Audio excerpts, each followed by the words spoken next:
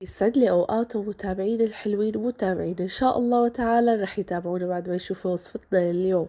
وصفتنا لليوم هي الدجاج الصيني مع الخضار. مصدر الخضار بيحكي، يلا نروح على المطبخ ونجهز الوصفة سوا.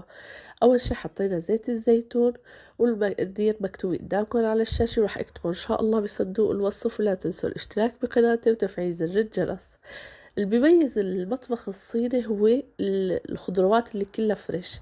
حطينا مثل ما شايفين البصل الأخضر، حطينا الفليفلي الحرة، بتحبوا حرة بتحبوا لا، هذا الشي بعود إلكن اختياري. وبنحط الجزر المقطع، وبنحط الذرة أنا هون سلقتها كمان وحطيتها بحالة منظرها حلو، وكوسة مقطع.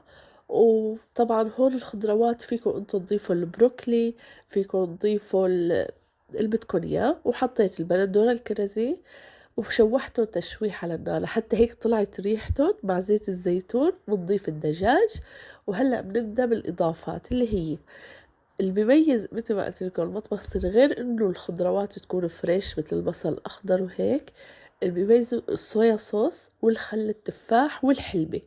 هلأ هون أول شي ضفناه خل التفاح مقدار 3 معالق، والصويا صوص مقدار 3 معالق، ومعلقة بهار، وبهار مشكل، ومعلقة الحلبة هي الأساسية واللي بتعطي نكهة الدجاج الصيني. وحطينا بهار مشكل، وبنتركه على النار بنشوحهم كتير منيح، وبنتركه على النار مقدار 20 دقيقة. بنغطيهم لأني هون قطعت شوية دجاج كبيرة، وبنفلفل الرز جنبهم.